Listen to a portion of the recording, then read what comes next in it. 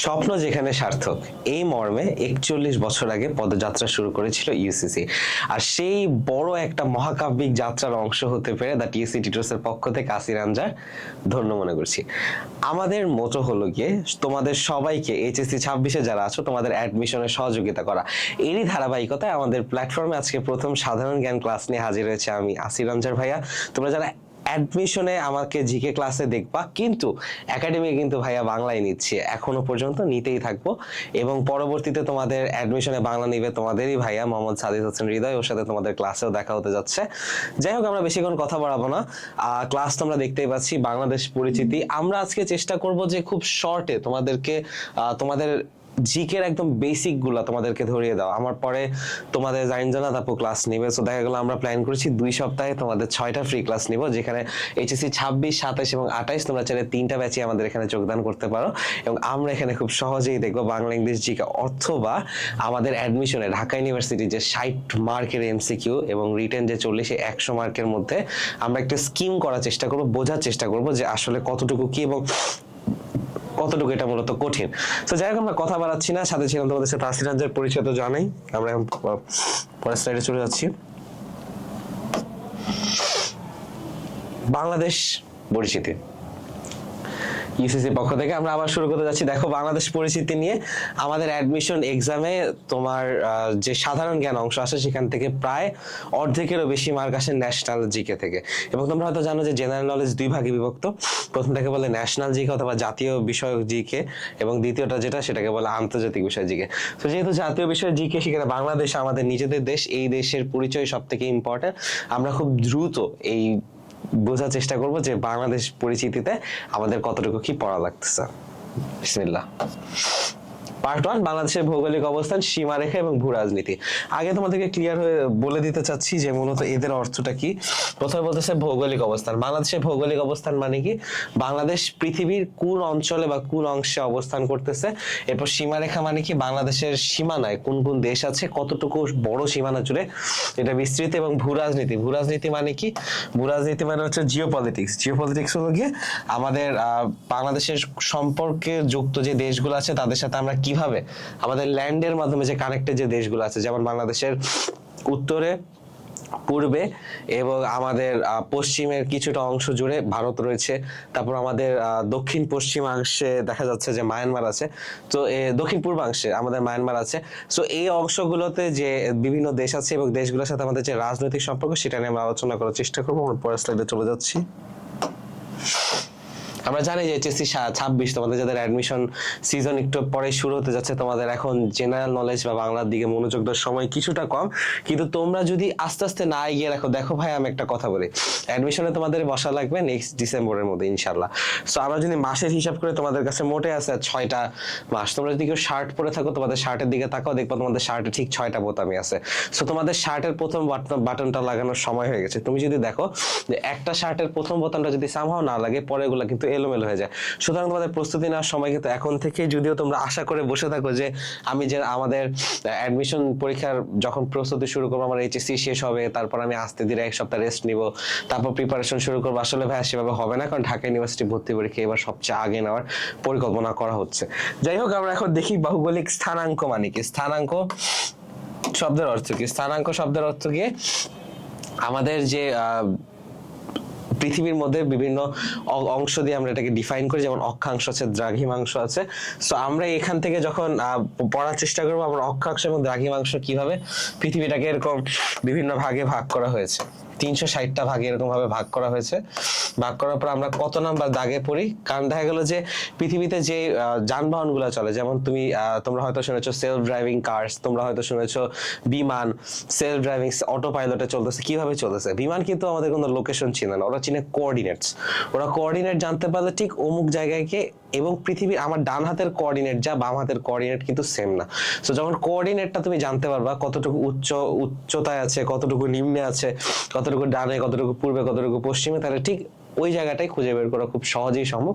তো বাংলাদেশে অক্ষাংশ এবং দ্রাঘিমাংশ নিয়ে বলা আছে বাংলাদেশ 20 ডিগ্রি, এই যে সময়টা এটা কিন্তু এটাকে মিনিট বলা হয়।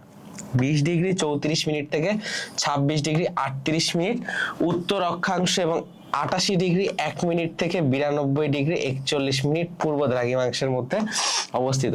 এবার আসলে আমরা বোঝার চেষ্টা করি মানেটা কি জানো? বাংলাদেশকে যখন এই যে দেখো দ্রাঘিমাংশ এরকম লম্বা করে ভাগ করা হয়, এরকম করে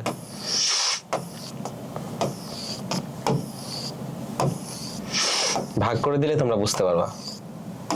দেখো এখানে কি বলেছে, এখানে বলেছে 88°1 থেকে 92°41। তাই বাংলাদেশের সবচেয়ে এই যে পয়েন্টটা, এই পয়েন্টটার সাথে একদম যে এই পয়েন্টটার মধ্যে ডিস্টেন্স হচ্ছে 4° সামথিং। তাহলে দেখো যে 88°1 আর 92° এই যে 41, তাহলে এই দুটার মধ্যে ডিফারেন্স কতটুকু আছে? তখন হলো 4.4 4° এরকম 4° 40 ডিফারেন্স দেখা যাচ্ছে। সো তার মানে বাংলাদেশের সর্বপশ্চিম আর সর্বপূর্বের স্থানের মধ্যে ডিফারেন্স হচ্ছে 4°40। এখন একটা জিনিস বোঝার চেষ্টা করো, আমরা যখন এই অংশটা কিভাবে ডিফাইন করবো। আরেকটা জিনিস, তোমরা যারা ম্যাপ দেখতে পারো না, ম্যাপের উপরের দিক সবসময় উত্তর দিক হচ্ছে, ম্যাপের বাম দিক যেটা আছে সেটাকে আমরা সবসময় বলবো পশ্চিম, যেটা ম্যাপের ডান দিক এটাকে আমরা বলবো পূর্ব, এবং ম্যাপের নিচে আমরা সেটাকে বলবো সাউথ বা দক্ষিণ। সো আমরা যখন মাপগুলো দেখতেছি তার মানে বাংলাদেশের অক্ষাংশটা কি? উত্তর অক্ষাংশ, এবং 88°1 থেকে 92°, মানে এইটাকে উত্তর পার্ট ধরা হয়েছে পৃথিবীর, কারণ পৃথিবীটা তো এরকম গোল, কমলালেবু আকৃতি, পৃথিবীটা এরকম গোল। তো এই গোল পৃথিবী কিভাবে দুই ভাগে ভাগ করা হয়েছে, এটাকে বলা হচ্ছে নিরক্ষরেখা, এটাকে বলা হচ্ছে উত্তর অক্ষাংশ, এটাকে বলা হচ্ছে দক্ষিণ অক্ষাংশ। তো যখন উত্তর অক্ষাংশ বলছে তার মানে বাংলাদেশ এখানে কোথাও অবস্থান করে, এখানে এটা 0°, পৃথিবীর একদম মিডলে। তারপরে এরকম করে দাগ টানতে টানতে টানতে টানতে কোথায় 88° থেকে 92 মধ্যে বাংলাদেশ অবস্থান করতেছে। সো আমাদের বাংলাদেশের মধ্যবর্তী স্থান দিয়ে 90° দ্রাঘিমাংশ রেখা পার হয়েছে। এই জন্য সূর্যের আলো সরাসরি লম্বভাবে বাংলাদেশের উপরে পড়ে, এবং কখনোই বাংলাদেশে ভৌগোলিকভাবে বরফ পড়া সম্ভব না, কারণ সূর্যের আলো সরাসরি লম্বভাবে বাংলাদেশের উপর পড়তেছে। যেহেতু তোমরা হয়তো মিনিট আর ডিগ্রি হিসাবটা বুঝে গেছো এখন পর্যন্ত, আমি আগাচ্ছি, কারণ ব্যাপারটা একটু তোমরা যারা আর্টস থেকে পড়ো না তাদের জন্য বোঝা একটু মুশকিল। তবে তোমাদের মাধ্যমিক ভূগোল ও পরিবেশ বইয়ে তোমরা চাইলে দেখে নিতে পারো, এটা সেকেন্ড চ্যাপ্টারে এটা সম্পর্কে খুব ভালো করে বলা আছে, সেকেন্ড এবং থার্ড চ্যাপ্টারে। বাংলাদেশের সীমান্তবর্তী দেশ দুইটি, ভারত এবং মায়ানমার। ভারতের সাথে বাংলাদেশের সীমানা 4156 কিলোমিটার। খুবই ইম্পর্টেন্ট ইনফরমেশন ভাইয়ারা, খুবই ইম্পর্টেন্ট ইনফরমেশন। 4156 কিলোমিটার। মায়ানমারের সাথে সীমানা 271 কিলোমিটার। এ দেখো, এবার একটা জিনিস বোঝার চেষ্টা করো, বাংলাদেশের এই নিচ পয়েন্ট থেকে এভাবে ঘুরে এই পর্যন্ত হচ্ছে গিয়ে 4156। তার মানে এই যে এই পার্টটা আবার এরকম যে এই পার্টগুলা সরাসরি যদি আমরা সরল রেখা করে ধরি, তো জিনিসটা আসতে 4156 কিলোমিটার, এবং 271 কিলোমিটার হচ্ছে গিয়ে মায়ানমারের সাথে। তার মানে এই পয়েন্টটা থেকে, রাঙামাটির পয়েন্টটা থেকে এই নিচ পর্যন্ত এই অঞ্চলটা আমরা মায়ানমারের সাথে সীমানা ধরতেছি। বুঝতে পেরেছো? আমরা ভবিষ্যতে যখন নদ নদীর পার্টটা পড়বো তখন তোমরা খুব ভালো করে তোমাদেরকে ভাইয়া ম্যাপ এঁকে বুঝিয়ে দিব বাংলাদেশে কোথায় কোন নদী আছে, বা বাংলাদেশের ঠিক কোন পয়েন্ট থেকে কোন পয়েন্ট পর্যন্ত সীমানা চলে গিয়েছে, এবং আন্তঃসীমান্ত নদীগুলো খুব ভালো করে বোঝানো হবে আমাদের প্ল্যাটফর্মে। ইনশাল্লাহ সাথে থাকবে। আর সরাসরি আমার দেখা পেতে চাইলে কোথায় আসতে হবে? ইউসিসি মোহাম্মদপুর আসতে হবে, অথবা ইউসিসি সেন্ট্রাল ব্রাঞ্চে যেতে হবে। সেখানে ভাইয়া কিন্তু সরাসরি ক্লাস নিয়ে থাকে। তোমরা যদি ক্লাসে আসো অবশ্যই দেখা হবে। আর এখনই এনরোল করতে ভুলবে না, এনরোল করে নাও ইউসিসি অনলাইনে, তোমাদের সাথে ক্লাসরুমে দেখা হচ্ছে। যাই হোক, আমি এগিয়ে যাই। দেখো, সীমান্ত জেলা ভারতের সাথে 30টি, মায়ানমারের সাথে 3টি, রাঙামাটি, বান্দরবান ও কক্সবাজার জেলা সংযুক্ত। রাঙামাটি জেলা উভয় দেশের সীমান্ত অবস্থিত। আচ্ছা দেখো, রাঙামাটি পার্টটা কোথায়? রাঙামাটি বাংলাদেশের যে এই অঞ্চলটা আমরা রাঙামাটি হিসেবে অভিহিত করি। তার মানে একটা জিনিস বোঝার চেষ্টা করো, বাংলাদেশের সীমান্তবর্তী জেলাগুলো 30 + 3 32টি। কেন? কারণ রাঙামাটি জেলা তো দুইটা দেশের সাথে সংযুক্ত, ভারতের সাথে মায়ানমারের সাথে। তার মানে আমাদের 30 + 3 দেখা গেল এখানে 32টা জেলার সাথে বাংলাদেশ সীমান্তবর্তী মানে কি? যেমন এটা হচ্ছে আমাদের সীমান্ত, তার মানে সীমান্তের সাথে লাগোয়া জেলা। মনে রাখা খুব সহজ, বাংলাদেশের 64টা জেলা আছে, এর মধ্যে অর্ধেকটাই তোমার হলো সীমান্তবর্তী। এভাবে মনে রাখলে তোমরা সহজেই চাইলে মনে রাখতে পারবে। আচ্ছা, পরবর্তীতে দেখো, আচ্ছা, সমুদ্র সীমা বিজয় আর ছিটমহল বিনিময় যদিও বাংলাদেশে একটি উল্লেখযোগ্য অ্যাচিভমেন্ট, বাট এই ব্যাপারটা ছিল আমাদের ফ্যাসিস্ট সরকারের আমলে, এবং আমরা বাংলাদেশের ভূ রাজনৈতিক এবং রাজনৈতিক প্রেক্ষাপট থেকে যতটুকু বুঝি, একটা রেজাইমের পতন হওয়ার পর অবশ্যই তাকে হাইলাইট করার চেষ্টা করবে না। তবে সমুদ্র সীমা বিজয় বাংলাদেশের স্বাধীনতার পরে সব থেকে বড় অর্জন। এখানে আমরা প্রায় প্রায় কয়েক লক্ষ বর্গ কিলোমিটার সমুদ্র সীমা এবং এলাকা পেয়েছি, এবং ছিটমহল বিনিময়টা ছিল। ছিটমহলটাকে আমরা শর্টে বলে দিচ্ছি, এটা হয়তো তোমাদের জন্য এত বেশি ইম্পর্টেন্ট না এখন, বাট ছিটমহল বিনিময়টা ছিল, ছিটমহল হচ্ছে একটা দেশের ভূখণ্ডের মধ্যে আরেকটা দেশের ভূখণ্ডের জমি, এরকম করে দেখা গেল যে এটা একটা দেশ, দাঁড়াও দেখা গেল যে এটা একটা দেশ আর এটা একটা দেশ, রাইট? দুইটা দেশ পাশাপাশি। তো এই দেশের একটু জমি একটু জমি একটু জমি একটু জমি, আর এই দেশে একটু জমি একটু জমি একটু জমি। তো এই দুইটা দেশের, এই দেশের জমি এই দেশে রয়ে গেছে, এই দেশের জমি এই দেশে রয়ে গেছে। কেন? কারণ আমাদের 1947 সালে যখন ধর্মের ভিত্তিতে দেশটা ভাগ করা হয়, তখন মুসলমানরা এবং যারা সনাতন ধর্মাবলম্বীরা ছিল তারা দুইটা দেশে চলে যায়, একটা চলে যায় পাকিস্তানে আর একটা চলে যায় ভারতে। তো এই জিনিসটা যখন হয় তখন ভারতীয় ওরা দাবি করে যে এই জায়গাগুলোতে, এই পাকিস্তানের এই অংশগুলোর মধ্যে তো সনাতন ধর্মাবলম্বীরা বেশি আছে, তাহলে এই অংশটুকু তোমরা ভারতের হলো। তাহলে প্রবলেমটা কি হচ্ছে, ধরো এটা একটা বড় দেশ, এই দেশের মধ্যে একটা ছোট একটা জায়গা, এটা বলতেছে ইন্ডিয়ার বা যে কোনো একটা দেশ আমরা ধরে নিতেছি। তাহলে এই দেশের মানুষরা আইডেন্টিটি ক্রাইসিসে পড়ে গেল না, তারা কই থেকে আসছে, কেমনে, তারা একটা দেশের মাঝখানে আরেকটা দেশের হয়ে গেল, তারা ট্যাক্স কাকে দিবে, তারা তাদের জীবন কিভাবে পরিচালনা করবে। এই জন্যই ছিটমহল বিনিময় বন্দি যেটা হয়, এটা 2015 সালে ডিসপিউটটা নিরসন করা হয়। আর একটা জিনিস মনে রাখবা, যদিও সমুদ্র সীমা বিজয় এই সরকার পট পরিবর্তনের কারণে আসবে না, তবে এই ইনফরমেশনটা খুবই ইম্পর্টেন্ট। ইনফরমেশনটা আমি তোমাদেরকে মার্ক করে দিচ্ছি। তোমার এই দেখো ইনফরমেশনটা 12 নটিক্যাল, এই যে 12 নটিক্যাল মাইল এবং অর্থনৈতিক অঞ্চল ইপিজেড 200 নটিক্যাল মাইল। এই জিনিসটা 12 নটিক্যাল মাইল কি, 12 নটিক্যাল মাইল হচ্ছে বাংলাদেশের এক্সক্লুসিভ সীমা, এবং 12 নটিক্যাল মাইলের মধ্যে যদি কোনো জাহাজ, বৈদেশিক কোনো জাহাজ ব্যবসায়ের উদ্দেশ্যে হোক, বন্ধুত্বের উদ্দেশ্যে বা যেভাবে হোক, বাংলাদেশের নৌবাহিনী তাকে হামলা করার মতো ক্ষমতা রাখে, ওটা আমাদের নিজস্ব জোন। কিন্তু এরপরে এক্সট্রা টেরিটোরিয়াল যে অংশটা আছে, এই 12 নটিক্যাল মাইলের পর থেকে 200 নটিক্যাল মাইল হচ্ছে আমাদের অর্থনৈতিক অঞ্চল হিসেবে। দেখবে মজার ব্যাপার তোমাদেরকে দেখাই, দেখো একটা দেশের শেষ ভূখণ্ড থেকে তোমার হইলো গিয়ে 200 নটিক্যাল মাইল। একটা জিনিস বোঝার চেষ্টা করো, যদি 12 নটিক্যাল মাইল এখান থেকে হচ্ছে, তাহলে কিন্তু বাংলাদেশের শেষ ভূখণ্ড কিন্তু এই যে এই জায়গাটার মধ্যে, এই জায়গাটা কি, এই জায়গাটা ছেড়া দেবে এখান থেকে 12 নটিক্যাল মাইল, নট এই জায়গা থেকে। সো এইখানে আমরা ফাও অনেকগুলো জায়গা পাচ্ছি। তো এই জিনিসটা আমাদের প্রচন্ড পরিমাণে হেল্প করেছে। যাই হোক, আমরা পরের স্লাইডে চলে যাচ্ছি। ওকে, জাতীয় প্রতীকসমূহ ও ইতিহাস ও ঐতিহ্য নিয়ে। ওকে, সো বাংলাদেশের জাতীয় পতাকা, জাতীয় সঙ্গীত ও রণসঙ্গীত খুবই জরুরি বিষয়। আমাদের জাতীয় পতাকার যে ডিজাইনার ছিল তার নাম ছিল শিবনারায়ণ দাস, এবং সংশোধিত পতাকার যে শিল্পী তার নাম ছিল শিল্পী কামরুল হাসান, তাকে পটুয়াও বলা হয়। এই জিনিসটা খুব জরুরি। বাংলাদেশের পতাকার দৈর্ঘ্য প্রস্থের অনুপাত কি, বা 10:6, এটা খুব খুব ভালো করে মনে রাখবে। 10:6 কে আমরা এভাবে লিখতে পারি, 20:12 আমরা এভাবে লিখতে পারি, 5:3। দিন শেষে কিন্তু ঘুরে ফিরে একই, কিন্তু 10:6টা খুব সুন্দর করে মনে রাখা লাগবে। কেন? কারণ 10:6টা মূলত কি, এটাকে বোঝা লাগবে। বাংলাদেশের যে পতাকাটা আছে, এই পতাকাটা ধর, আমি যদিও নীল কালি দেখতেছি, এটা আসলে লাল আর সবুজ দেখা উচিত সবসময়। ধর আমি বললাম আমাদের যে লাল যে বিন্দুটা আছে, ওটা কিন্তু একটু বাম পাশে, স্লাইটলি সরানো বাম পাশে, এরকম করে। তার মানে যদি 10 স্কয়ার মিটার জুড়ে একটা পতাকার মধ্যে সবুজ থাকে, তাহলে 6 স্কয়ার মিটার জুড়ে এখানে লাল থাকবে। এটাই মূলত আমাদের পতাকার অনুপাত হিসেবে বিবেচনা করা হয়। এবং এরপর আমরা যদি জাতীয় সঙ্গীতের থেকে যাই, আমাদের রবীন্দ্রনাথ ঠাকুরের আমার সোনার বাংলা থেকে এটা নেওয়া হয়েছে। রবীন্দ্রনাথ ঠাকুর 1905 সালের বঙ্গভঙ্গের প্রেক্ষাপটে জাতীয় সঙ্গীত রচনা করেছিলেন। বঙ্গভঙ্গ মূলত কি ছিল, ব্রিটিশদের এই অঞ্চলে শাসন করার সুবিধার্থে সোজা বাংলায় ডিভাইড অ্যান্ড রুল পলিসির বাস্তবায়ন করার জন্য তারা চেষ্টা করেছিল বাংলাকে দুই ভাগে ভাগ করে দিতে। কিভাবে? পূর্ববঙ্গ এবং পশ্চিমবঙ্গে রূপান্তর করে দিতে। কেন? কারণ পশ্চিমবঙ্গ জুড়ে সমস্ত বড় বড় যে সুপ্রিম কোর্ট, হাইকোর্ট, বিশ্ববিদ্যালয়, কলেজ সবকিছু ওই অঞ্চল জুড়ে স্থাপনা হচ্ছিল, এবং এই অঞ্চলে কোনো স্থাপনা ছিল না, যেরকম এডুকেশনাল স্থাপনা বলতে পারো, তোমরা বলতে পারো যে এখানে কোনো প্রশাসনিক স্থাপনা ছিল না। পরবর্তীতে 1905 সালে যখন বঙ্গভঙ্গ হয়, বঙ্গভঙ্গ 6 বছর পর্যন্ত স্থায়ী ছিল 1905 থেকে 1911 সাল পর্যন্ত, কিন্তু এই সময়ের মধ্যে ঢাকায় অনেকগুলা স্থাপনা ধীরে ধীরে তৈরি করা হয়, যেরকম আমাদের ঢাকা ইউনিভার্সিটির যে ভিত্তিপ্রস্তরটা তখনই স্থাপন করা হয়। তারপর আমাদের অনেকগুলা ইনস্টিটিউশন যেগুলা বেসিক্যালি পশ্চিমবঙ্গ সেন্ট্রিক ছিল সেটাকে পূর্ববঙ্গে সুইচ করে নিয়ে আসা হয়। তো জিনিসটা হয়তো তার সে আমার সোনার বাংলা যে রচিত যে গানটা সেটাকে না হয়, এবং পরবর্তীতে আমাদের জাতীয় রণসঙ্গীত, এটা চল চল চলের আমাদের রণসঙ্গীত বা আমাদের যুদ্ধের সময়, রণ শব্দের অর্থ যুদ্ধ।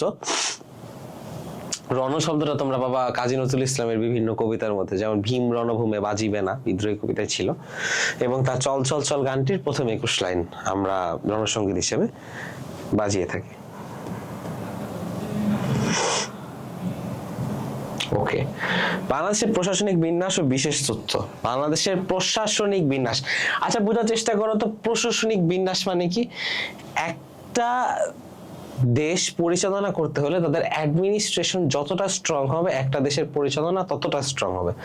বাংলাদেশের যে প্রশাসনটা আছে সেটাকে বিভিন্ন ভাগে ভাগ করা যায়। কি হবে? যেমন বিভাগীয় কমিশনার বা বিভাগীয় কমিশন একটা ভাগ করা হয়, তারপর জেলা প্রশাসন একটা ভাগ করা হয়, সিটি কর্পোরেশন ভাগ করা হয়, পৌরসভা ভাগ করা হয়, ইউনিয়নে ভাগ করা হয়, গ্রামে ভাগ করা হয়, থানায় ভাগ করা হয়, অনেকগুলো ছোট ছোট ভাগ করে যাতে বাংলাদেশটা পরিচালনা করা খুব সহজে পরিচালনা করা যায় সেভাবে রাখার জন্য। দেখো এখানে 64টা জেলা প্রশাসন আছে। বাংলাদেশে কেন 64টা জেলা আছে এই বিষয়ে তোমাদের যদি জানতে হয়, কিভাবে আমাদের যখন 1971 সালে যখন যুদ্ধটা হয় তখন 11টা সেক্টর ছিল, 64টা সাবসেক্টর ছিল।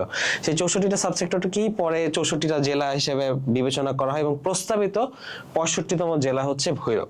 আচ্ছা দেখো, বাংলাদেশে বর্তমানে 8টি প্রশাসনিক বিভাগ রয়েছে। 8টি প্রশাসনিক বিভাগ, সর্বশেষ প্রশাসনিক বিভাগ হচ্ছে ময়মনসিংহ, 2015 সালে আসছে। এই যে লেখাগুলো আমি এটা সরে দাঁড়াচ্ছি, তোমরা একটু স্ক্রিনশট নিয়ে নাও, এটা খুবই ইম্পর্টেন্ট।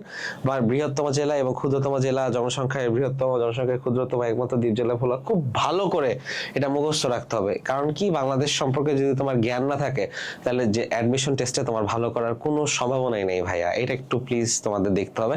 আর আরেকটা জিনিস, ক্লাসে এইখানে যেরকম তথ্য পাচ্ছ এর থেকে 1000 গুণে বেশি তথ্য পাবা ইউসিসি লেকচার শিটে।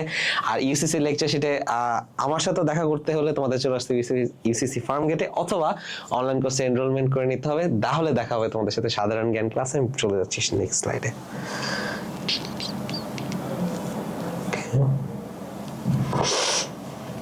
দেখো বাংলাদেশের প্রথম ও বৃহত্তম বিষয়াবলী। তো যারা ঢাকা ইউনিভার্সিটির প্রিপারেশন নিতে যাচ্ছ, সেখানে তোমাদের বাংলাদেশের প্রথম পাবলিক বিশ্ববিদ্যালয় দেখো এখানে দেওয়া আছে ঢাকা ইউনিভার্সিটি। তারপর এটা 1 জুলাই 1921 সালে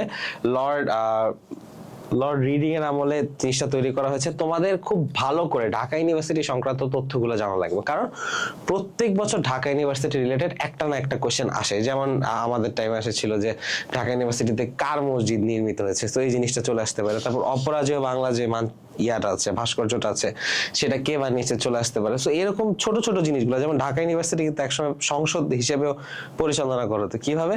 আমাদের যে জগন্নাথ হলটা সেটা কিন্তু আগে সংসদ ভবন হিসেবে পরিচালিত করা হতো এখান থেকে।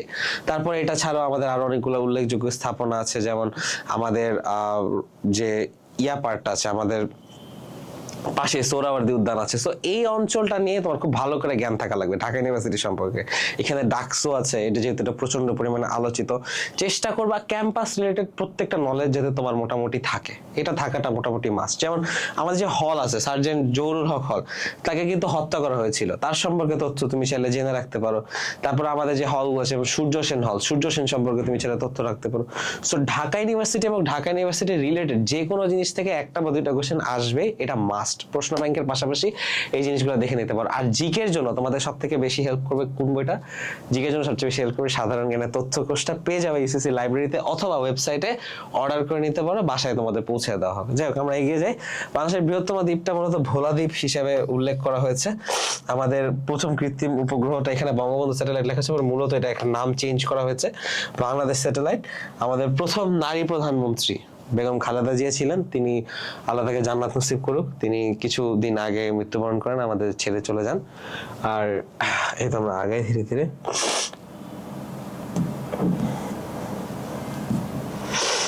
ওকে, জিডিপিতে প্রধান খাত হিসেবে অবদান। আচ্ছা ভালো কথা, বলো তো ভাইয়া জিডিপি কি?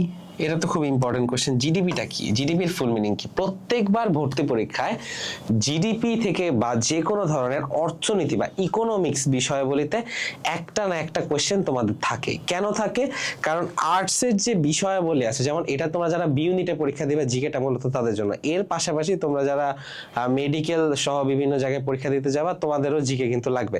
তো দেখা গেল যে তোমরা যারা দিতে যাচ্ছ, এখানে কিন্তু তোমাদের অবশ্যই অবশ্যই অবশ্যই জেনারেল নলেজ সম্পর্কে ধারণা থাকা লাগবে, প্লাস ইকোনমিক যে টার্মগুলো আছে সেগুলো সম্পর্কে ধারণা থাকা লাগবে। কিরকম টার্ম? যেরকম জিডিপি, জিএনপি, তারপর খাজনা তত্ত্বের প্রবর্তক কে ছিলেন, তারপর ওয়েলথ অফ নেশন বইটা কে লিখেছেন, এইরকম ছোট ছোট কিছু তথ্য আছে। এই ছোট ছোট তথ্যগুলো সম্পর্কে জ্ঞান আরোহণ করা তোমাদের জন্য বাধ্যতামূলক। আমি আশা করবো এই জিনিসগুলো তোমরা জানতে পারবে। আচ্ছা দেখো, বাংলাদেশের জিডিপিটা মূলত কি? জিডিপিটা কি হচ্ছে? গ্রস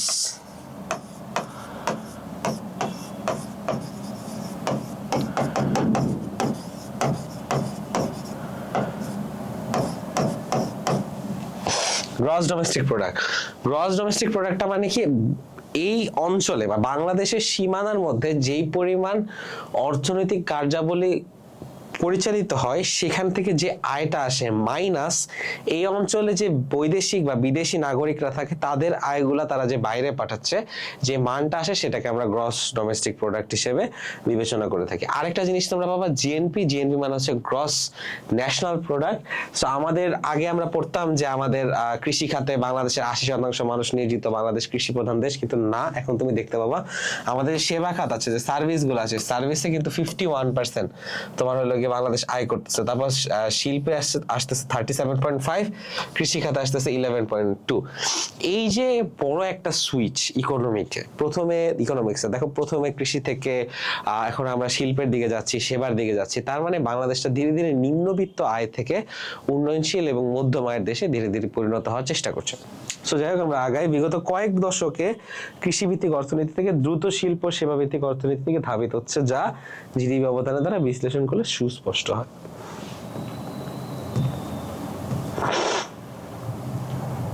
আচ্ছা দেখো, এই জায়গায় আমাদের বাংলাদেশের স্বাধীনতার অভ্যুদয়ের ঐতিহাসিক পথরেখা হিসেবে উল্লেখ করা হয়েছে।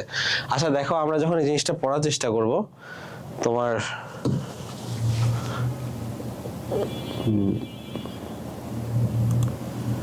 ওকে, স্বাধীনতা অভ্যুদয়ের ঐতিহাসিক পথরেখা, এটা নিয়ে আমরা আলোচনা করতে যাচ্ছি। দেখো, প্রথমে আমাদের যে স্বাধীনতার যে অভ্যুদয় হয়েছে আমাদের 1947-এ, এই অঞ্চলটা প্রথম পূর্ব পাকিস্তান নামে অথবা পূর্ব বাংলা নামে স্বাধীন হয়েছিল।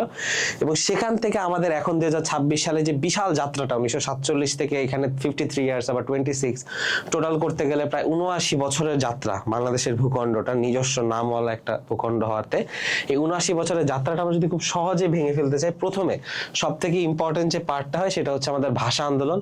এই ভাষা আন্দোলনটা হচ্ছে 1952 সালে। তোমরা যারা এইচএসসি পার করে এসেছো, তোমাদের বাংলাদেশের বিশ্ব পরিচয়ের বইয়ের পাশাপাশি অবশ্যই অবশ্যই অবশ্যই তোমরা যারা আর্টসে পড়েছো, তোমাদের ইতিহাসের পার্টটা খুব ভালো করে দেখেছিলে। বাংলাকে রাষ্ট্রভাষায় রূপান্তর করার জন্য প্রচুর পরিমাণে রক্তক্ষয়ী সংঘর্ষ হয় পুলিশ এবং স্টুডেন্টদের মাঝখানে, অনেকগুলো শহীদ হয়, অনেকজন মানুষ, আল্লাহ তাদের জান্নাত নসিব করুক। তাদের জন্য শহীদ মিনার নির্মিত হয়েছে বাংলাদেশের আমাদের ঢাকা ইউনিভার্সিটির এরিয়াতে। সেখানে প্রত্যেক বছরই শ্রদ্ধার্ঘ্য নিবেদন করা হয় রাত 12টার সময়। এটা বাংলাদেশ সরকারের ক্ষমতাসীন দল, বিরোধী দলীয়রা সবাই মোটামুটি গিয়ে আমাদের যে পুষ্পাঞ্জলি আছে সেটা অর্পণ করে আসেন। সো মোটামুটি আমাদের 1952 সালে যে 21শে ফেব্রুয়ারি যে আমাদের যে রক্তক্ষয়ী সংগ্রামটা হয়, সেখান থেকে মানুষজন ধীরে ধীরে বুঝতে শুরু করে যে আমাদের এই অঞ্চলটা বা পশ্চিম পাকিস্তানের সাথে পূর্ব পাকিস্তানের যে আইডিওলজিক্যাল ডিফারেন্সটা আছে, যে আমরা একটা মনে করি, তারা একটা মনে করে, আমাদের সংস্কৃতি একটা, তাদের সংস্কৃতি একটা, আমরা ভাষা একটা বলি, তারা ভাষা আরেকটা বলে, আমাদের লেখক একটা বলতেছে, তারা আরেকটা বলতেছে, তারা আমাদের উপর ভাষা চাপাই দিতে চাচ্ছে। এই যে একটা জাতীয়তাবাদী মেন্টালিটি, সোজা বাংলা একটা ন্যাশনালিজমের মতবাদ সর্বপ্রথম স্টুডেন্টদের মাঝখানে 1952 সালে আসে। এরপরে আমরা ফাস্ট ফরওয়ার্ড করতেছি 1956 সালে। বাই দ্য ওয়ে আমাদের যে ইয়া ছিল, ওটাকে কি বলে, আমাদের বাংলাকে রাষ্ট্রভাষার দাবিটা কিন্তু 1956 সালে কিন্তু বাস্তবায়ন হয়েছে। আচ্ছা, পরবর্তীতে আমরা দেখতে পাবো 1966 সালে এখানে বসে শেখ মুজিবের ঐতিহাসিক 6 দফা দাবি পেশ করে বাঙালির মুক্তি সনদ হিসেবে। 6 দফা দাবিটা মূলত কি ছিল, এটা লাহোরে প্রস্তাব পেশ করা হয় এবং সেখানে 6 দফা হিসেবে 4টা অর্থনৈতিক দাবি ছিল। এবং বর্তমানে এখন 6 দফা হয়তো এত বেশি ফোর্স করে দেখানো হবে না, কারণ এই উনাকে যেহেতু এখন বলা হচ্ছে তিনি স্বৈরাচার ছিলেন বা তিনি দেশের জন্য কাজ করে যেতে পারেনি, তবে তার অনেকগুলো রাজনৈতিক অবদানের মধ্যে এটা একটা ছিল। সে 6 দফা উত্থাপন করেছিল সেখানে যাওয়ার পরে।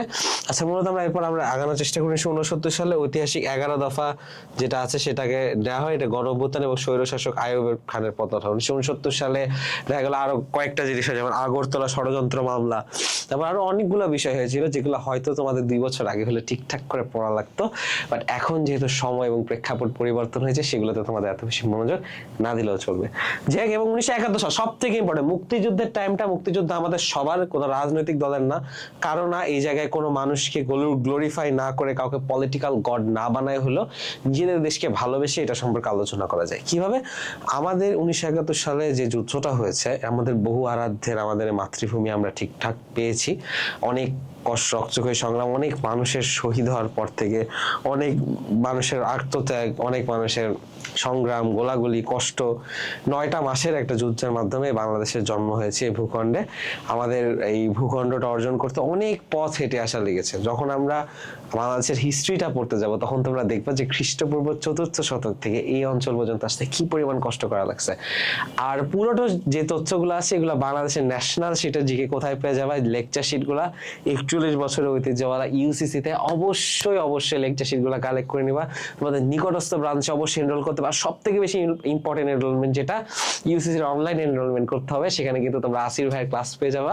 সেখানে আমি তোমাদের সাথে থাকবো 30 ঘন্টা, এবং আমাকে যখন মেসেজ দিবা, যখন কমেন্ট করবা, যখন আমাকে রিয়াকশন দিবা, তখনই কিন্তু আমাকে খুঁজে পেয়ে যাচ্ছ। আমাদের ক্লাসের লাইভ গুলো হচ্ছে দ্য টিএসসি টিউটর্স পেজে, কিন্তু ইউসিসির পৃষ্ঠপোষকতায় অবশ্যই ইউসিসিতে এনরোল করতে ভুলবে না। আমরা এগিয়ে যাচ্ছি, দেখো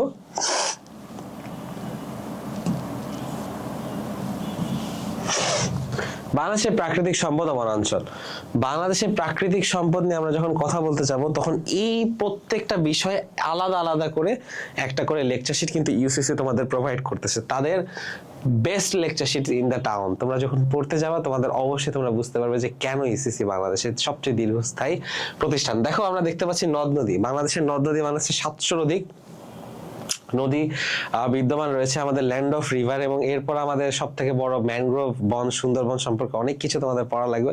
আমি যেহেতু জাস্ট স্কিম করে যাচ্ছি, তোমাদের এত বেশি পেইন দিচ্ছি না। এবং পরবর্তীতে আমাদের যে পলীয় উপকূল, এই জিনিসটা পেয়ে যাবা তোমরা। ভৌগোলিক বিবরণ, সেখানে বাংলাদেশের এই ভৌগোলিক বিবরণ নিয়ে আলাদা একটা শীট আছে, যেখানে প্লাইস্টোসিন কাল, টার্সিয়ারি যুগ, এবং তোমাদের আমাদের যে আছে ওটা কি বলে, আমাদের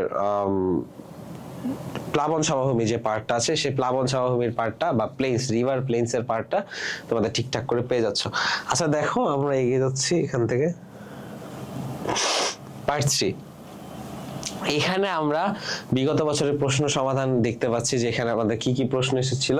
যে বাংলাদেশের প্রথম অস্থায়ী সরকার মুজিবনগর সরকার আনুষ্ঠানিকভাবে কত সালে বা কত তারিখে তৈরি করা হয়েছে। আরেকটা জিনিস দেখো, মুজিবনগর কিন্তু শেখ মুজিবের নামে না, ওই এলাকাটার নামই মুজিবনগর ছিল বাই দ্য ওয়ে। আচ্ছা দেখো, এটা প্রথম 10 এপ্রিল 1971 সালে। এখানে খুব সুন্দর করে অ্যান্সার গুলো আছে। বাংলাদেশের ভারতের সমুদ্র সীমা বিরোধে নিষ্পত্তি আদালতের মাধ্যমে হয়েছে। জাহাঙ্গীরনগর ইউনিভার্সিটিতে এসেছিল 2022-23 সেশনে, পার্মানেন্ট কোর্ট অফ আরবিট্রেশন থেকে এসেছিল।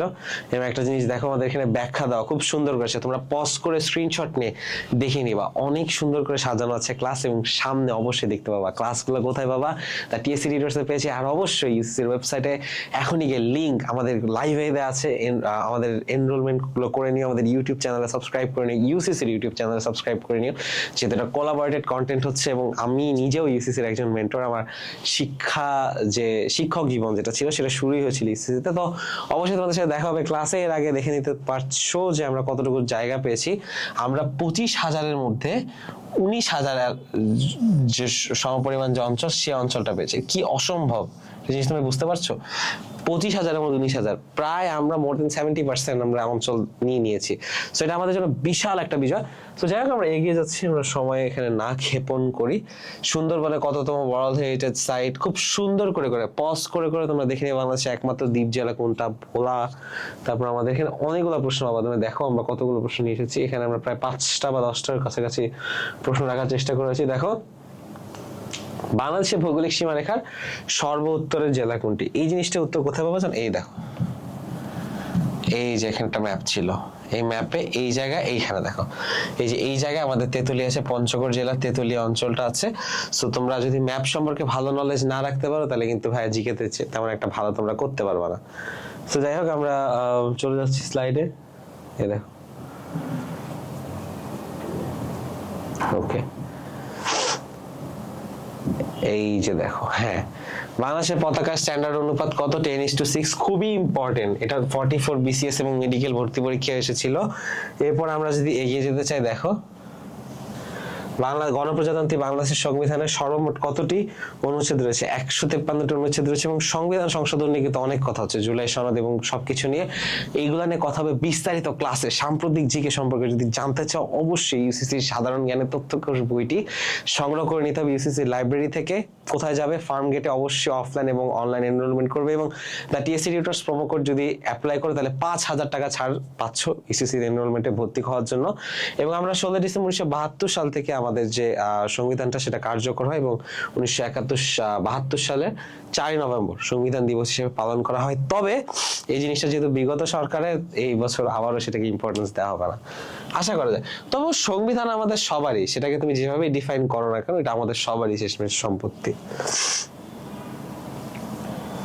এরপর দেখো, কুমিল্লার ময়নামতি মূলত কোন প্রাচীন সভ্যতার প্রধান নির্দেশনা ক্ষেত্র? এটা বৌদ্ধ, কারণ এখানে এইগুলা বিহার বলা হয়, এগুলাকে বৌদ্ধ যে